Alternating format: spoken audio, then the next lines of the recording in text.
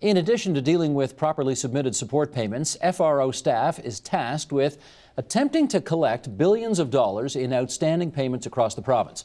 Joining us now for their views on how the system can be improved. In Winnipeg, Manitoba via Skype, Holly Moore. She's a reporter with CBC Manitoba. And with us here in studio, William Spotton, Advisory Fellow at the Canadian Association for Equality. Stacey Lum, founder of a group called Single Moms Fresh Start. And Andrew Feldstein, family lawyer at Feldstein Family Law. We welcome everybody to our program here today. We want to remind everybody that we're having a Twitter chat, so please chime in with your comments, hashtag AgendaTVO. We say that to the folks watching us at home. Let's, Andrew, start with you because, as the minister pointed out, one of the difficulties around this issue is that the people who are trying to access this system are basically in crisis, right? Their lives are, to a certain extent, falling apart right now. Are there things that you advise couples to do in order to make the issues around child support as simple to navigate as possible? Well, to begin with, in terms of trying to figure out how much someone should pay in child support, the easiest thing to do is give the financial information that you're required to give to the other side. What does that mean? It means your tax returns, your notice of assessments, your pay stubs, and if you're self-employed, you'll have to give your corporate financial statements and tax returns, because that's where one of the places where we get lost in family law cases that run up legal fees is just chasing down documentation. Because people generally don't want to share that kind of private information. Well, sometimes they don't want to share it, and the reason why may be because it says something that would lead to having to pay more support. When you have to pay less, you're very quick to usually give the disclosure. And people can save a lot of time if they just realize that let's get it all out there and do it. It's going to happen. There's certain basic disclosure I know I will get in each and every case when I go to court.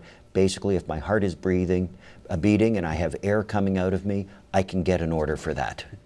Okay. Stacey, Single Moms Fresh Start, what is that?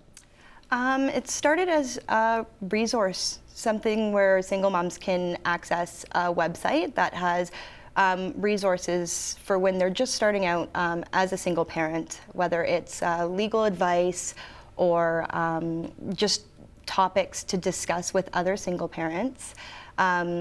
It started out as a blog, first of all, and we started talking, and when I say we, me and my co-founders, began writing about our lives, just so that people can relate. We each have very individual stories when it comes to single parenting, and I thought it would be a good idea if we started a website that... So experiences to share and exactly. things other people could learn. Yes, and even just to comment on. And at what point do you find in the breakup process, if I can put it that way, that you find people coming to you? At what point in the process? I think it's at the finalization, when the couple realizes that they are done and one of the parties is moved out of the shared home. And then they come to you and they say, what, traditionally? What do I do? What now? And where do I go? And I mean, one would assume that the advice in each case is different, or is it really quite similar? The theme's very similar. The theme is similar because you want to start off by, I would always suggest, to get a legal custody agreement first and foremost, and then you go from there when it comes to support. William, one of the, I mean, let's be real here. We're talking 99% of the time, I presume, about men who are trying to avoid paying support payments to women. How does the assistance of single fathers differ from... I'm sorry, why are we assuming 99% of men are avoiding paying? Can you rephrase that again? Okay. I think we're all operating under the assumption, unless you want to tell me different, that the $2.1 billion that are owed right now are owed mostly by men to women. Fair to say? I'd say the majority, yes. I think we could go over the numbers, but yes. That's basically it. So I'm trying to figure out, how does the assistance that single fathers need differ from the assistance that single mothers need, you know, when the crunch is on at this bad time in everybody's life? Single fathers, meaning as in sole custody fathers? Yeah.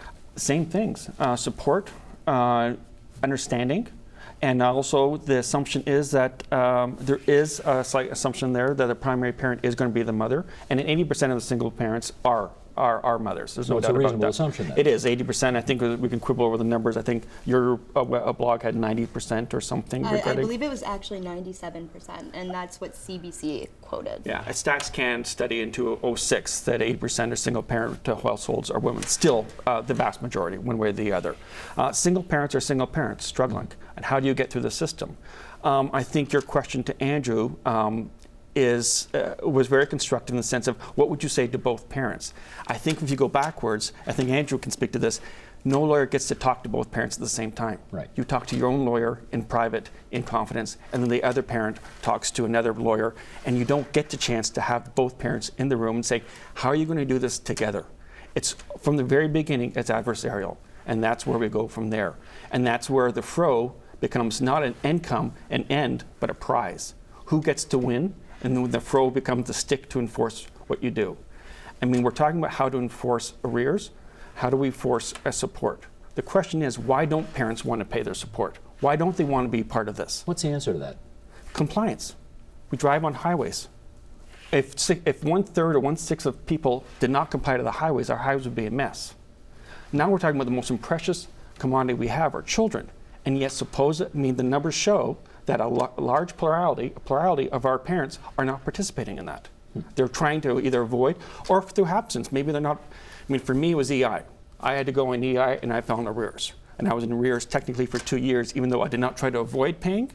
I was just got in arrears because EI couldn't cover my payment. Right.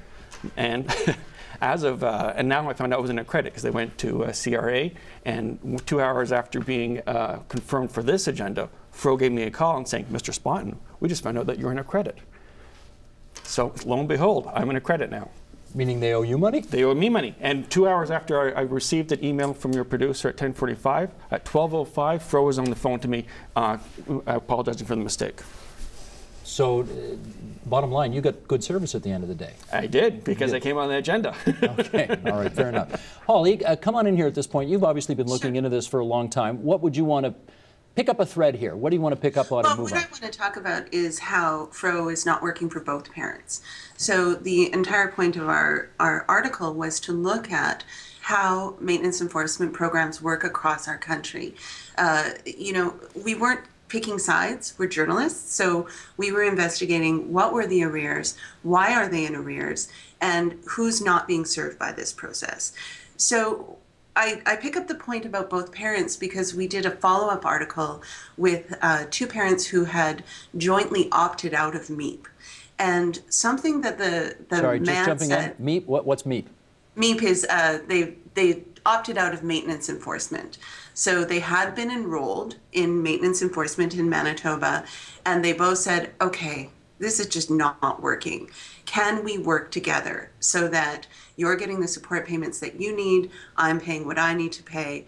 They had 7 years of just kind of what people are expressing.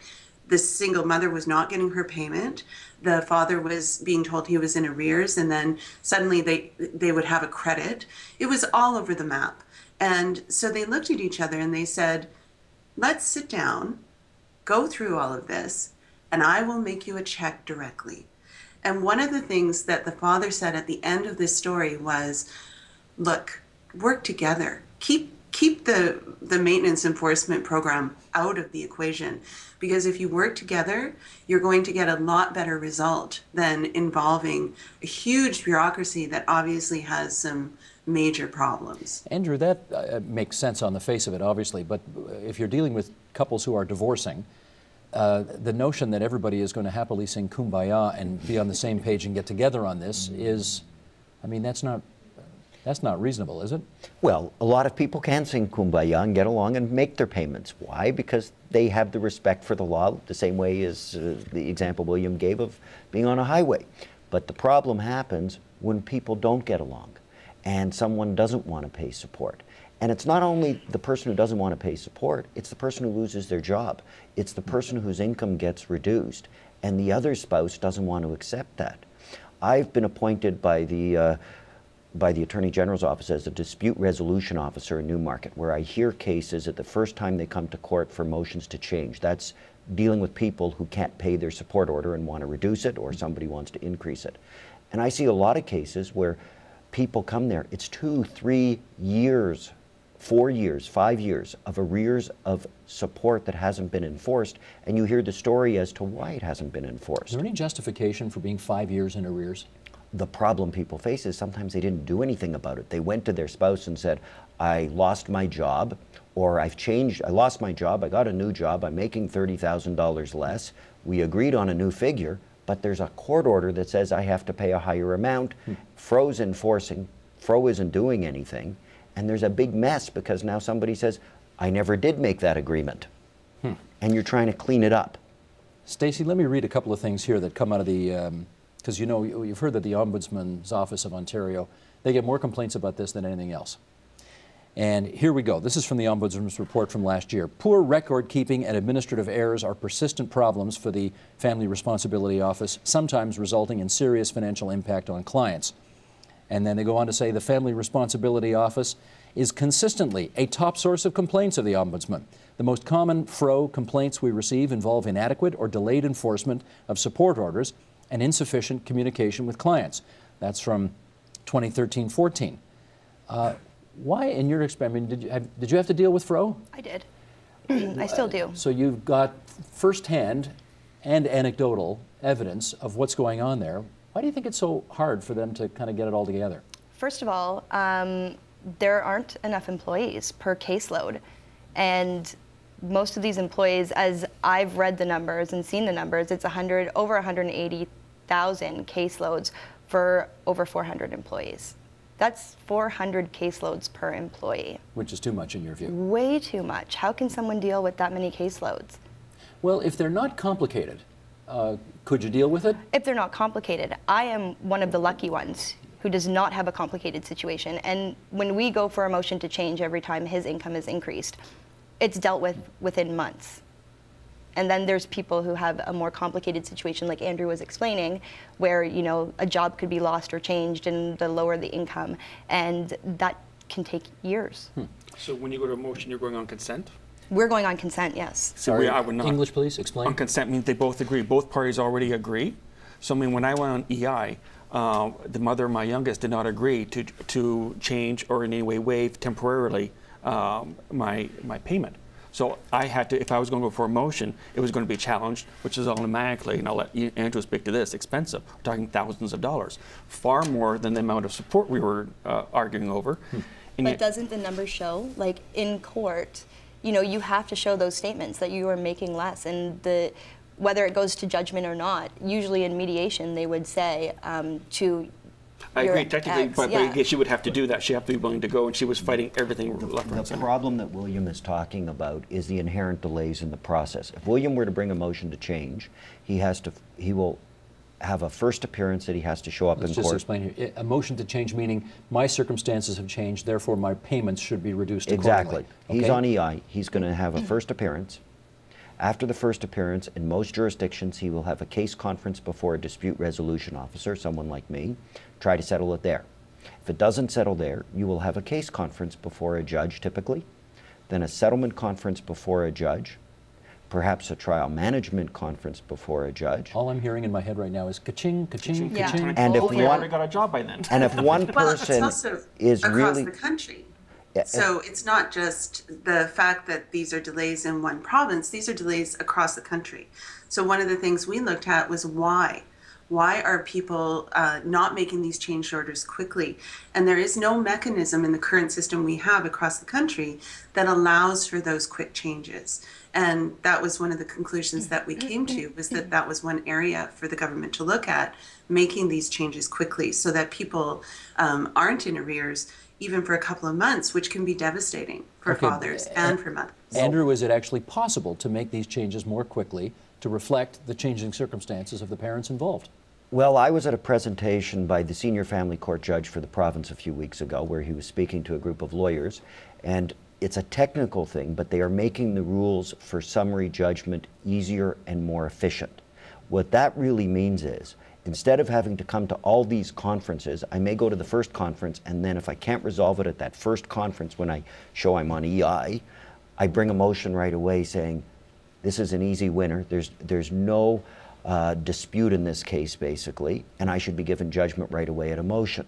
but even a motion can be expensive. You may spend a full day at court waiting for your turn to get that motion, and in some jurisdictions you may not even be reached that day and have to come back another day.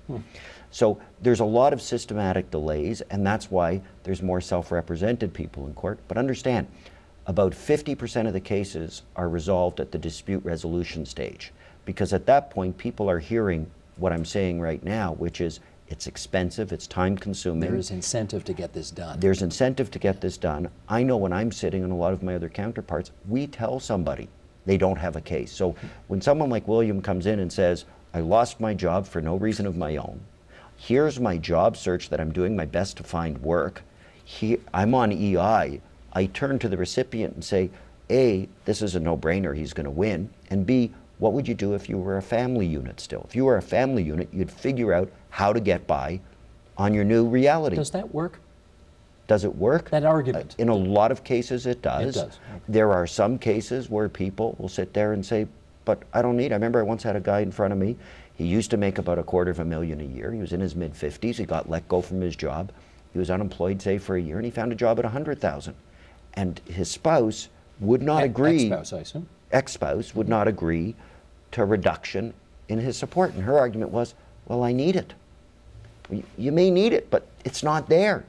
And he has a right to live the same way you have a right to live, and you have to share what the pot is. Holly, let me get back to you on this. I want to follow up on something Stacey said a second ago about 400 cases per caseworker you thought was just too much. And let's get into the staffing levels here. I think we've got some information on this. If you look at the number of staff per the amount of money that is owed, Ontario seems to be, as a proportion of things in the country, disproportionately on the bad side. We owe more per staff involved, if I can put it that way. And is that to suggest, Holly, that if you doubled the staff at Fro, we'd get double the better service and half the wait times, etc.? I'm not sure if it would. The way that we collected those stats was we went to each jurisdiction and asked how much is owed, how many people work there, what's your caseload. So some of the explanations that came back were, we just moved to a new system where it's going to automate this process and things are going to be a lot better in the future.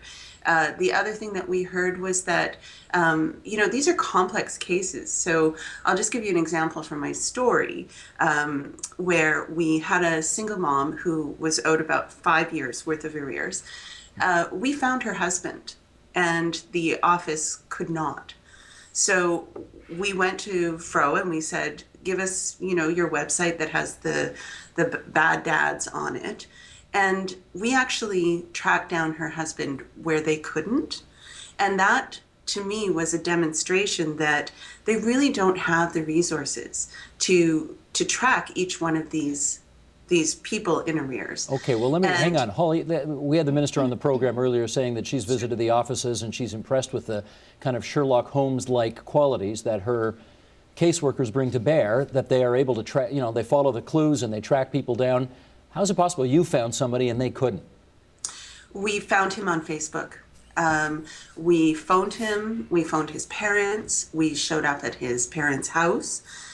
We actually spoke to him and said, is this your daughter? And using my limited detective skills, tracked back from his photos on Facebook who his daughter was, and actually found the mother of his child and interviewed her.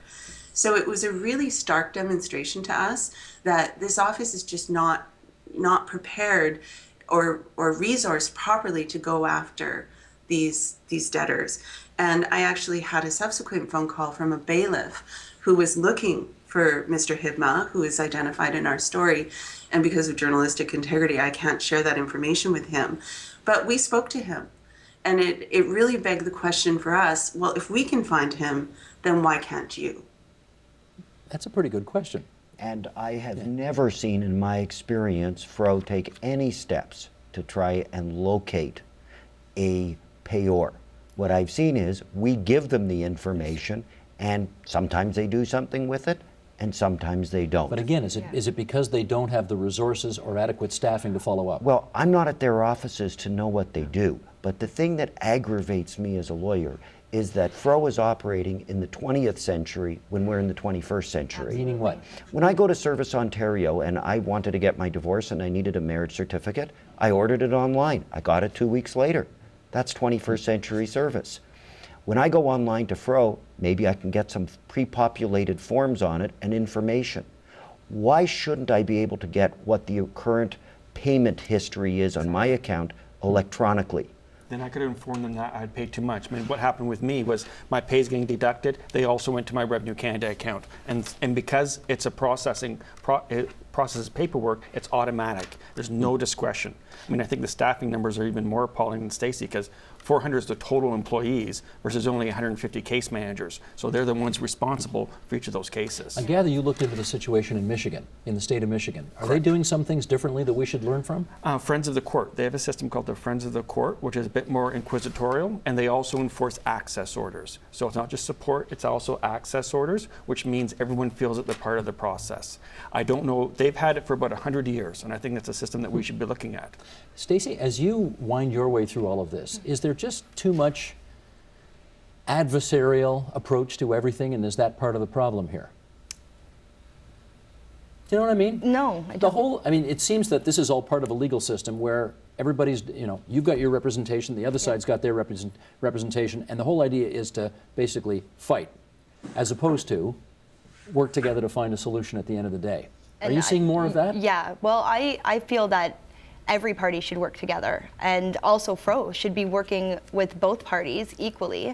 I find on my side of things, because I work more with the mothers than I do with the fathers, and there is a ton of cases that the fathers are getting like leniency from Fro, like, okay, well, you can pay this amount of money and we won't suspend your license. And it's not Inappropriately so, you think? inappropriate, of course, definitely, because there's not a number, like a set number that they have to pay. They can pay 50 cents and their license can be re-invoked. I have to say that the concept of family law being adversarial, my 20 years of practice, when I started, it was incredibly adversarial. The process now is much more settlement-oriented right from the beginning. That's a good thing, you think? I think it's a terrific thing. And lawyers who do it every day try to focus on reasonable resolution. And I know if I'm against another experienced lawyer, we will be able to focus our case fairly quickly as to what needs to be done. And if we can't agree, how to resolve our dispute, whether it's going to court or alternatives to going to court. So the system isn't as adversarial as it used to be, but don't get me wrong, there is an adversarial component. And to follow up on what was said earlier about Fro, I wholeheartedly agree that they make decisions with respect to arrears without consulting the recipient. And they do that all the time. Is that appropriate? In my view, it's legal, but entirely inappropriate. So you can have a case where a payer owes, say, $80,000 in arrears. And he will tell Fro, I'm not working, I'm struggling, a whole history of a story. And Fro will say, fine, pay $200 a month towards the arrears and we won't take any steps, providing you bring a motion to change to reduce your support obligations because you're saying you can't afford to pay it. And I've had these cases where I go pull the court file because I act for the recipient and he doesn't have to serve me with it, and I see what's in there, and it's completely inconsistent with what information we've gained as admissions and other areas, and I then have to write Fro, make them aware of what's going on if the matter's been adjourned.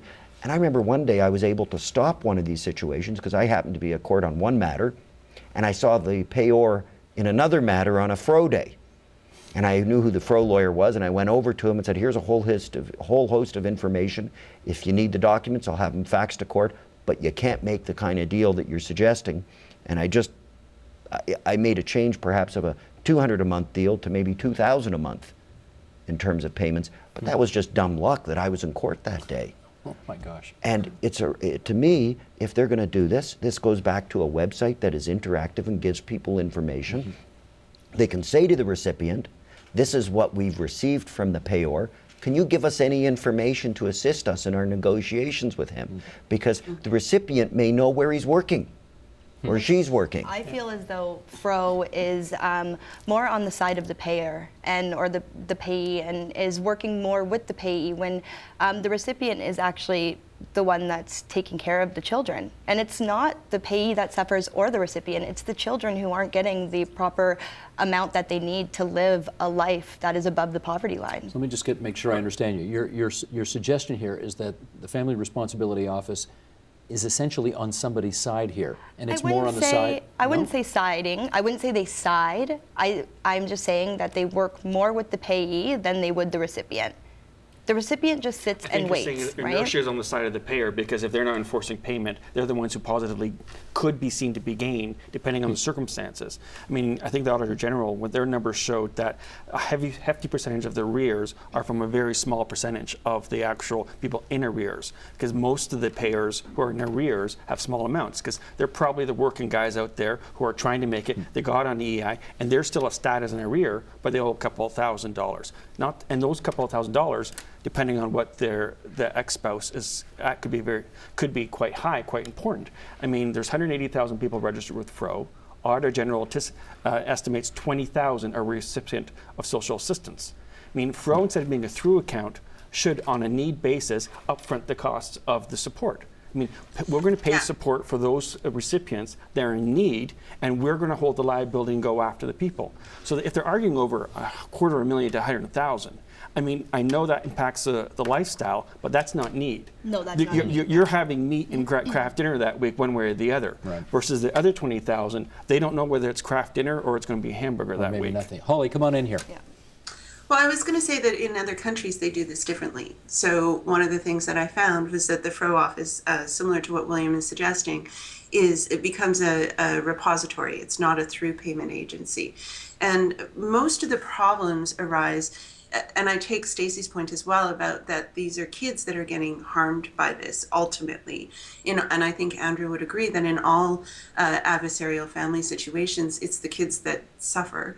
Adults can process things and move on.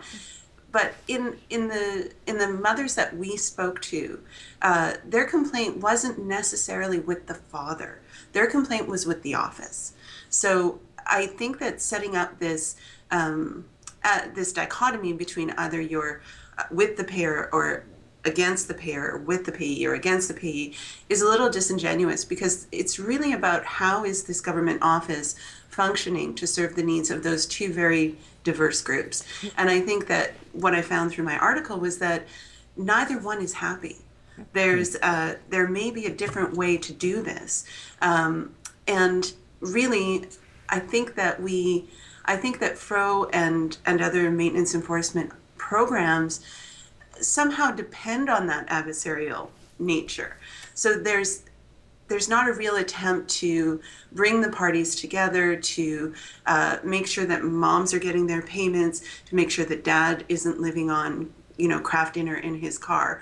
There's a disconnect there, and I haven't quite figured out what it is. Holly, but let's follow up with this. It's not working for anyone. Let's follow up with this. As we consider better practices or best practices for getting more progress on this issue, naming and shaming is something that comes to mind. Would it be a good idea if, if you owe $100,000 to an ex-wife and you're not paying it, would it be a good idea to put that guy's face and name on a website somewhere?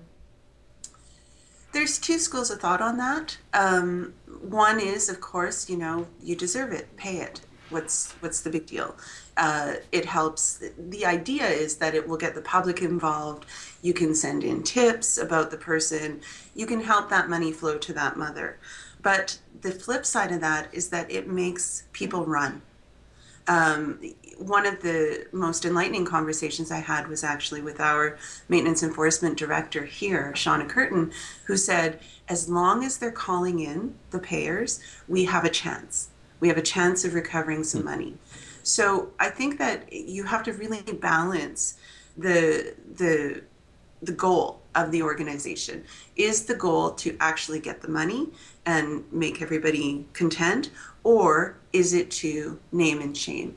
My feeling on the naming and shaming, which I wouldn't quite put it in those terms, is what it helped us do is demonstrate that we were able to do something that this office should be doing. Stacey, how about you on naming and shaming? Do you think that might loosen up the purse strings a little more? I don't think that it's a very productive measure to take, to be perfectly honest, because these people who are not paying and who have already fled, they don't care if their face is on a computer. And they don't care if people track them down, because Fro's been trying to track them down, and I'm sure their ex-spouse has been trying to track them down. So really it's the point of, do they actually care? And I don't think they actually would. William? No, absolutely not. I mean, back to the Friends of the Court, and that's also a more inquisitorial mediation. I mean, when you have mediation, when you have the parties, as Andrew says, sitting together, either through Skype or something together, and they understand what's going on, you're more likely to get a buy-in. So, I mean, if there's a genuine circumstances where it's versus avoidance, it's circumstances. So you get both parties either on Skype or in the room together, and then the recipient says he's lost his job, he's moved on because he now lives in a different town. So you don't know. You see them once a week or for trade-off or something for picking up the kids. And then maybe the recipient says, I get it. And now if that officer from that institution, be it Family Responsibility Office or Friends of the Court as in Michigan, had to say, okay, let's either reduce or suspend, get you back on your feet, and here's our timelines. And as long as everyone's communicating and understanding, it's no longer anyone taking sides. How I mean, about, fathers think Fro's on the recipient side. One of the other ideas out there is impound their car. If they won't pay, take their car away. Then how are they supposed to make a living so they can pay? Not only that, they're not going to do it. We can have all these discussions. I've been at court before where there's a motion to change, the payor's license has been suspended, and when I'm in the Newmarket court, you have a window on the third floor that overlooks the parking lot. And I've seen that the payor is late, so I look out the window and I see him getting out of his car, driving his car with his suspended license, walking in, and my client says, well, why don't I tell the police when he leaves? He's driving with a suspended license. Police don't care. But They don't want to deal with it. So if suspending a license isn't working, if it won't help, in my view, to go ahead and impound the car, and going back to naming and shaming, that's not going to help either. Because to the people who are out there who, like Stacey said, they're not going to care if they really do feel that way. And then you have people who have had a legitimate change in their life that may take a year to get a court order in court, but now may be on the naming and shaming list. And you've just poisoned the well. Right. You're And gonna they hurt may not people that are work. Working with the system. But going back to the car impounding, I don't agree. I think that it's might be actually a positive measure. The fathers who are not paying, that's at the point when they would impound the car, correct? Right. Why should they have the luxury of driving a car in Ontario? We all know how expensive it is to drive a car. You pay for gas, you pay for insurance, you pay for a car. How can they afford a car if they can't afford child support? I think William's view will be something along the lines that they need to get to work. But the problem with Doesn't the people... every city have public but- transit? well, Every single well, city? I'm Why looking should for the both. why should Not the necessarily. recipient I'm- have to take public transit with the children? Okay, here's my point, is that yes, you do want them to work. The driver's license suspension and the threat when they say we're going to suspend does wake up a lot of payors. So I do agree with the idea of suspending the driver's license, because the payor then has the opportunity to go to court and say, hold on, don't suspend my license, get a refraining order, bring their motion to change, and it makes them deal with it. It's a wake-up call. It's a wake-up call. And if you're not going to deal with that wake-up call, then you got a problem. Yes. Stacey, do you see anything in your travels that suggests that some progress on some things is being made? Unfortunately, with the clients that I work with and the people that I speak to, they are on the opposing end of Fro. They have only dealt with the harsh side of Fro. They haven't been receiving payments. They're living in poverty. Their children are suffering. My circumstances are different, so I believe that Fro is positive when it comes to two parties agreeing with one another and consenting to a motion to change and, respecting one another. Then Fro is on top of that. And it's very quick when it comes to stuff like that, and Fro acts very quickly with that. But from what I see, Fro does not have any positivity when it comes to Adverse circumstances. Yeah. I mean, those are parents of couples that without Fro, they probably would have been working it out anyway. yeah. I mean, the problem is Fro's not a problem-solving institution. It is the problem. It is not there to solve problems. You both agree on that? I agree. Yeah. It's not a problem Yeah, solving. and interestingly enough, in the minister's letter of mandate, it was not even named by the premier for the minister to address FRO. Yeah, I read that too. 2014. And yet, Minister Jacek says it is a top priority of hers to get this thing It's not in fixed. 4 It's not pages in from the the premier. mandate. But it's No, not in the not. mandate letter. No, Huh, not at that's all. interesting. No, Holly, and we found a similar thing. I mean, when we went back for accountability, there was we had exposed some flaws in the system. So we said, you know, these are payers who aren't happy. These are payees that aren't happy. So I come back to my original example of the couple who said, "Hey, let's opt out. This is causing more problems than But that's not an option in Ontario. it's solving." Well, yes, it is. Yes, you can, if both, Andrew, you- parties agree. if both Andrew, parties, we got 30 seconds left, so you take the last word. if you both opt out, you can opt out. There's a fee to opt back in. And if you do not have a support order, but you have a separation agreement, then you don't have to pay through FRO. I don't. I pay direct. I want to thank all of you for coming in and helping us out with a really complicated story. We've been at it for an hour tonight, and it feels like we've just scratched the surface, but at least we've scratched. Holly Moore, it's good of you to join us via Skype from Winnipeg, Manitoba. Thanks for being there, and thanks for your reporting at CBC News. Stacey Lum, the founder of Single Moms Fresh Start. William Spotton, the advisory fellow at the Canadian Association for Equality. And Andrew Feldstein from the Feldstein Family Law Group. Support Ontario's public television. Donate at tvo.org.